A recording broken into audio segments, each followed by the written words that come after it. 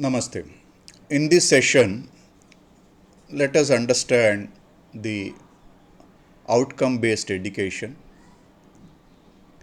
various processes. When a institute is set up, institute also will define the institutes. If you look at any, for example, Sardar Patel Institute of Technology, about the institute, right? Institutes, you can refer the purpose of setting up the institute, the vision, and the mission statements. You can also refer the when you go to academics, the program which you are interested, B Tech, M Tech, PhD. For example, if you go to departments, let's say electronics and telecommunication department, again you can refer program specific, the vision statement, the program specific mission statements, program educational objectives, program outcomes, and program specific outcomes. I hope now you understood some of the abbreviations, the purpose. We will discuss more about the purpose of these statements and how they help in the entire teaching learning process in order to achieve them. What you can see is generally program educational objectives you will find maybe 4, program outcomes you will find 12, program specific outcomes you may find 2. All right. Now coming back to the purpose. A vision and mission statements are statements help in defining aspirations of the institute or of a program. Vision statement is a dream of where one wants the institute to be, inspires all the stakeholders.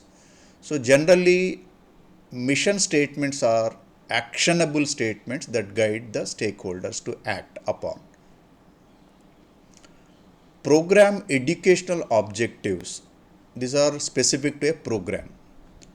These are the educational objectives of a engineering program statements which are achieved during first 5 years after graduation. That is about maybe guided by local global needs. These are slightly, it takes time for measuring because the student, how he or she is performing in the society, in the industry, during their career, professional career, after first 4 years of graduation. However, institute vision and mission can be achieved in maybe some 10 to 20 years of time because they are long-term goals. Program outcomes, these are about the knowledge, skills, right? These are called graduate attributes. During the program, they are supposed to be achieved. Maybe that program is 4 years of first year to final year, 4 years of engineering. Those graduate attributes should be achieved. 12 graduate attributes are supposed to be achieved. These are the outcomes. Outcomes means abilities. What are the program outcomes? As you can see, 12 outcomes. They are engineering knowledge, mathematics, science, engineering fundamentals. So that means when you are setting the syllabus, setting the scheme of various activities, make sure your syllabus, your structure should consist of these attributes of engineering knowledge. You should impart engineering knowledge, problem analysis, able to analyze and design and develop the solutions and conduct investigations during the 4 years of engineering, should be able to use the modern tools in through various laboratory courses, and the students' responsibility in the society, societal responsibilities, health, safety, legal, cultural responsibilities, also environmental and sustainability of the society. There should be some courses related to that, or maybe activities, and some ethics, professional ethics, particularly should be measured. The sincerity should be demonstrated with the help of through some projects or maybe through activities. And the teamwork, how the students are able to perform during the events, projects, and how the students are able to communicate, document, do the presentations, project management, finance management, and also lifelong learning. The last one is about the student is also able to learn on their own the new upcoming technologies. So these are the 12 program outcomes are should be demonstrated in 4 years through various courses. Program specific outcomes could be 2 or 3 specific to a program.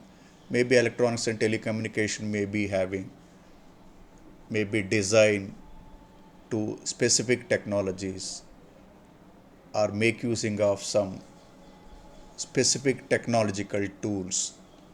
The student should be able to, because these are the outcomes, abilities. Finally, the purpose of this session is about as a faculty and student point of view. So every semester a student will go through various courses and a faculty will conduct various courses. So a faculty is supposed to take care of the course outcomes. So maybe around 6 course outcomes will be there. So looking at the syllabus, where the entire syllabus should have at least some knowledge, skills should be acquired with the help of various activities, lab courses while teaching that subject. So course outcome should not be at the same level of learning objectives, means only remembering. It should not be only understanding. That's a bad example. So that's why Bloom's taxonomy, 6 levels of Bloom's taxonomy is available, where a course should consist of remembering also, understanding also, application also, analyzing also, evaluation also. Creating is very rare unless the candidate comes with some patents, new products are designed. Nowadays it is possible because institutes are also having, SPIT is also having a idea lab. We also have a technology business incubation center. So there is a possibility of creating the products. Otherwise, during the course where this entire learning objective should not be only remembering and reproducing, they also should go to the at least applying and analyzing levels. At least 3 to 4 levels should be evaluated, will be thought and evaluated through various assessment methods, maybe in semester exams, mid semester exams, end semester exams. So that's why you will find there is a relevance between the Bloom's level and the program outcomes. If you see the Bloom's level 3 apply, Actually, it is related to your program outcomes, engineering knowledge. Apply the engineering knowledge of mathematics, science, and fundamentals. Similarly, if you look at the Bloom's level 4 analyze, actually it is more are related to your program outcomes, that is PO2, problem analysis. Similarly, if you see the evaluate of Bloom's level 5, it is related to your PO3, design and development of the solutions. So, if not all 12, but at least specifically PO 1, 2, 3, 4, these first 5 POs are possible in most of the engineering courses to be mapped. So while being taught the course outcomes, you can also takes care of the first you should take care of the Bloom's level up to 5, and indirectly you are also taking care of the program outcomes 1 to 5. So you should structure the course, your course and the course outcomes and course evaluation systems in such a way that these Bloom's levels, at least up to 5, 1 to 5, are taken care. That's why, as the slide mentioned, it's a bad example of saying all my course outcomes are only understanding. That means I'm at the level 1 or level 2 only. So at least no, you should go to level 3, 4, 5. Then only you are able to map to PO 1, 2, 3, 4, 5 and so on. Then comes to the assessment. After doing the teaching, time to time, since it is a continuous evaluation system, you must be doing the assessment through your conducting the tests, quiz, assignments, or through laboratory mini projects, experiments. So these are all called direct tools. So like I said, through your course outcomes, actually by using those tools, you are able to contribute to your program outcomes. Course outcomes are contributing to programs outcomes based on the course outcomes and the Bloom's levels, at least the 3, 4, 5. Similarly, you can also use the indirect methods of assessment, maybe course exit, program exit, alumni survey, to take the feedback whether a graduate is able to apply the knowledge in their career or during the engineering also, because program exit is after 4 years, course exit is within the semester or mid semester. So you can measure the course outcomes and they contribute to the program outcomes. Like I said, the mapping here, how you can map the apply, analyze, evaluate to various program outcomes. And then, have you really attained the course outcomes? They contribute to the program outcomes. So attainment, for example, if you have CO1, the ideally the strongly related means 3, moderate means 2, low means 1. So what is the percentage of your attainment of CO1? With the help of various tools, direct, indirect, whatever, what is the percentage? How much percentage strongly attained? How many percentage is moderately attained? How much percentage is low attainment? So based on that, you should have a target. Let's say you say that more than 75% of my students should be above 70% marks. So how this target is coming from? Why do you want the 75%? Maybe previously if the subject is taught At that time, if you measure these course outcomes attainment, if they have achieved already, let us say 70%, the next time when you are setting your goals, you should set a goal saying that now my average class should be at least 75%, at least 5% more than my previous year's achievement. So you can say that above 75%. So that will give you the current semester's grading average of the COs. Then finally, you can say, have you achieved, you have not achieved. Accordingly, you have to rework. Maybe next time, whoever is teaching this course, if it is achieved, either you can continue with the target, or maybe you can keep the next target. If you are not achieved, then you have to think of redoing, modifying your laboratory experiments or teaching and learning processes, so that maybe a weak students, they should be able to do that, maybe with extra efforts, and try to achieve the goals. All right, so this is about the purpose of CO and PO, how do you attain. And it is a continuous improvement process. It is a closed loop system.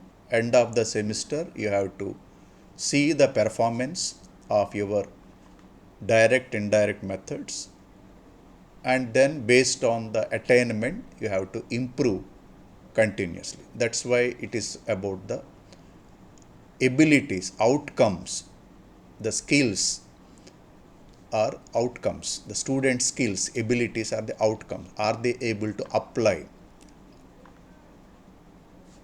All right. So let me explain the definitions.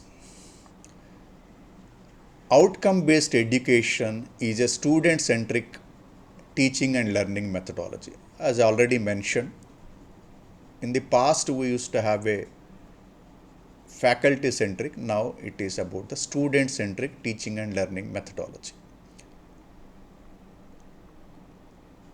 I already discussed various terminologies, but still again, just to have more clarity, let us discuss about a course is a theory or a practical subject which is part of your semester.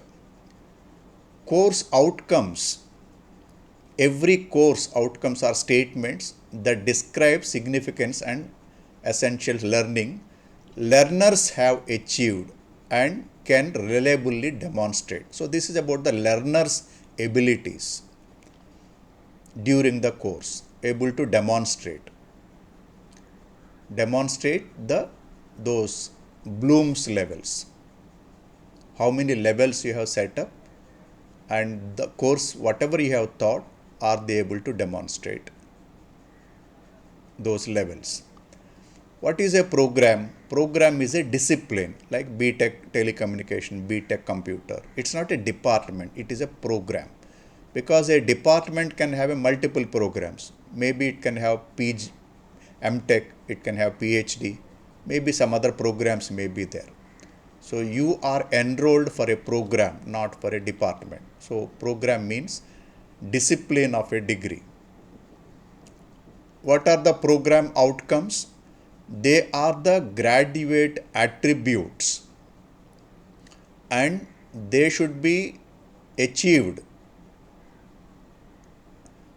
during the time of the graduation, when those 12 PO should be achieved in 4 years of engineering. But not necessary that all the program outcomes are achieved by the same course. You will have multiple courses, projects, internship programs, activities, cultural activities, liberal learning courses, HSS courses. So they all contribute to achieve all 12 program outcomes. Program educational objectives are their career after passing the graduates in first few years, let's say 4 to 5 years of graduation, how they are performing, that MTech or BTech electronics and telecommunication student, how he or she is performing in the industry, in the society.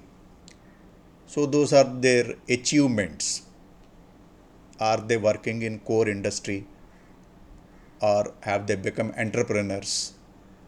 Are they working in a research domain? Are they working in a finance sector, and so on? So whatever their abilities, are they able to apply those 12 POs? Are they able to apply that? You can measure. You can only measure PEOs after graduation. Program specific outcomes, 2 or 3 program specific outcomes at the time of graduation. In those 4 years of degree, if you are very specific to your program, you can measure them. Are they able to, let's say, troubleshoot, analyze, design some, for example, if it is a telecommunication 5G technologies, or if it is a some troubleshooting, and so on. Graduate attributes are those 12 attributes which are part of your program outcomes. Bloom's levels, as already said, there are called learning objectives. They are 6 levels. First is remembering. Knowledge means just remembering the things, acquiring the knowledge, knowing the things. That is generally happens whenever you are teaching a subject, conducting a practical. It is assumed that you are already giving the knowledge. So you don't need to say that you have achieved level 1. It is already there. It's by default because you are teaching. Second level is ability to grasp and find out the meaning. Are they able to comprehension is level 2. So generally they understand, right? They can demonstrate. So that some keywords are given for every level. Probably you can see are they able to apply or not. Level 1, level 2. When it comes to third, this is about the using the knowledge and applying various applications. That is third level. Fourth level is analysis, break down and analyze the things. Fifth is synthesis, is about altogether a new system being able to design, demonstrate, and also judge in evaluation system, ability to judge. So these are the 6 levels, but as I mapped with the POs, 3, 4, 5 is possible. Graduate attributes I already said, 12 graduate attributes in outcome based education. They are called POs, program outcomes. First is this: apply the knowledge of mathematics, science, engineering fundamentals. Second is problem analysis, analyze the complex engineering problems of mathematics. So there is a difference. Applies is different, analysis is different. That's why they're also related to your learning objectives. Then design a new system, develop a new system, right? That is related to third. Fourth is investigations, conduct investigations of a complex problems, may lead to some multiple solutions, multiple way of doing the things. Fifth is, if you are using, being a technology background, if you are using some modern engineering tools, technologies, right, some open source tools and so on, they're all comes under the fifth. So that's the reason where PO1 to PO5 are generally possible in most of the core subjects. Your professional core subjects, generally they map to PO1 to PO5. However, PO6, the role of an engineer in the society, that you can achieve with the help of some activities in contributing, like for example some societal things, right? Maybe the clubs, they can participate in health, safety, legal, and so on, cultural. Seventh is environment and sustainability, where you can contribute in global warming and so on, cleaning the rivers, beaches, and so on, or plantation. Eighth is generally applicable in professional courses, is all about the professional ethics and responsibility of an engineer. That can be, you can also use nowadays the Turnitin software just to verify the plagiarism check, similarity checking of the contents, copying the things and the practices. Ninth is possible with the help of your projects, experiential learning, internship programs, whether they are able to perform individually and teamworks. 10th is possible with the help of your soft computing,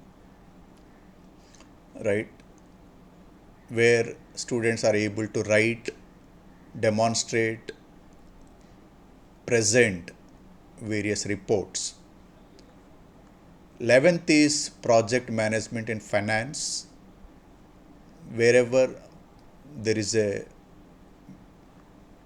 courses which are involved related to management or the finance, or some, if they are handling some clubs, budget, and then the execution. So there they can able to demonstrate their abilities in terms of management in finance. Nowadays it is possible because the courses are also there related to multidisciplinary minors. Lifelong learning is over and above. If a course is having a self-learning component and is being evaluated, if the students are demonstrating a project, say for example, if the project technology which is not being part of the syllabus, however the students are able to demonstrate the by self-learning component, then it's a lifelong learning. Or maybe the alumni can contribute in lifelong learning, where they are able to learn, do it on their own, and then they are demonstrating in their professional career is possible. So this is about the, in short, about the outcome based education and some the terminology. My third session is about how do we achieve this at SPIT, how we have implemented as a student and faculty point of view.